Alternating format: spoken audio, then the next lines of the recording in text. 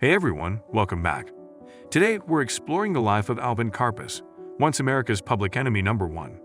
From notorious crimes to time in Alcatraz, this story has it all. Let's dive in. Alvin Karpis, born Alvin Francis Karpowicz on August 10, 1907, in Montreal, Quebec, Canada, was the child of Lithuanian immigrants.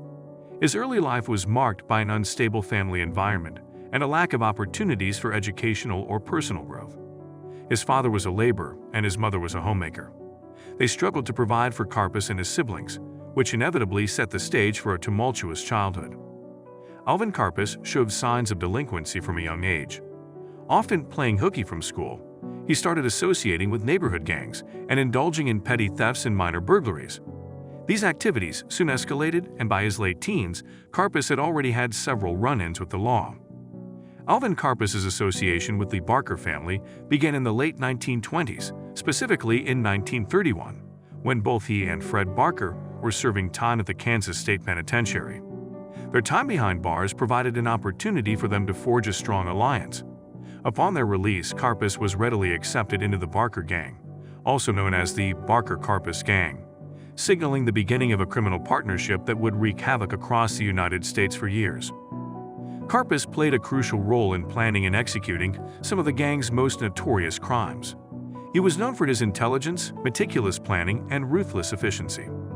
Alongside Fred Barker, he quickly became one of the leaders of the gang. Their criminal activities spanned bank robberies, kidnappings for ransom, and murders. Some of their most infamous cases involved the kidnappings of William Ham, a wealthy brewer, and Edward Bremer, the son of a prominent banker. These crimes were meticulously executed and netted the gang significant ransoms. Other activities included train robberies and an array of violent crimes that added to their growing notoriety. The Barker-Karpis gang was more than just a loosely affiliated group of criminals. It was a tight-knit operation with its own set of rules and hierarchies.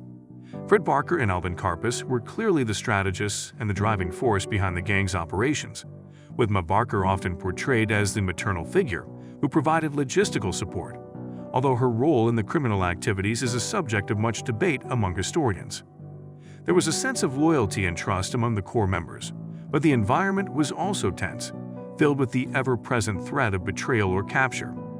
As their criminal activities escalated, so did the scrutiny from law enforcement agencies, adding stress and tension within the group.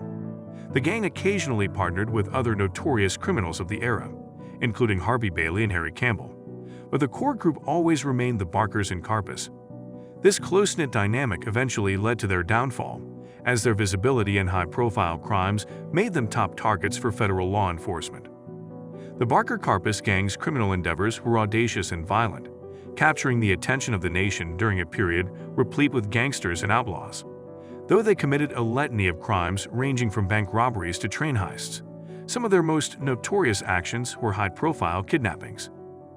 One of their most infamous crimes occurred in June 1933, when the gang kidnapped William Ham, the owner of the Ham's Brewery in St. Paul, Minnesota. The kidnapping was meticulously planned and executed with military precision. Ham was abducted near his home and subsequently released unharmed after a ransom of $100,000 was paid. This crime demonstrated the gang's audacity and its ability to pull off complex operations, reinforcing their reputation as one of the most formidable criminal organizations of the time. The kidnapping of Edward Bremer, a wealthy banker's son, in January 1934 was another high-profile case that catapulted the Barker-Karpis gang into the realm of infamy. Bremer was abducted while driving his daughter to school, and the kidnappers demanded a staggering $200,000 for his release. After the ransom was paid, Bremer was released, but not before the gang had made sure to send a chilling message by roughing him up during his captivity. J. Edgar Hoover, the first director of the Federal Bureau of Investigation (FBI), took a personal interest in capturing Alvin Karpis. The rise of high-profile gangsters during the era threatened not only public safety but also the reputation of the FBI. John Dillinger, another notorious gangster, had initially held the title of public enemy number one. His death in July 1934 shifted the focus of law enforcement agencies, including the FBI, toward other high-profile criminals. With Dillinger gone and owing to his own rising notoriety, Karpis was quickly elevated to the status of public enemy number one. His designation as the country's most wanted man was not just a label. It signaled an intensified effort by federal agencies to capture him and dismantle his criminal network. This level of attention significantly raised the stakes for Karpis, making him one of the most hunted men in America. The FBI employed a multi-pronged strategy to capture Karpis. Firstly, they ramped up their intelligence-gathering efforts, employing wiretaps, undercover agents, and informants within the criminal underworld to gain information on Karpis's movements and plans.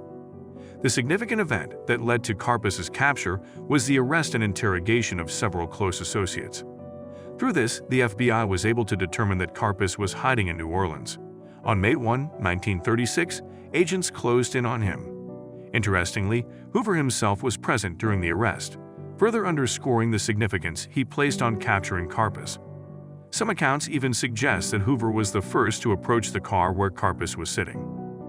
Alvin Karpis was among the earliest inmates to be sent to Alcatraz Federal Penitentiary, a prison designed for the country's most dangerous criminals. He arrived at the Rock in 1936 and would go on to serve more than 25 years, making him the longest-serving inmate at Alcatraz.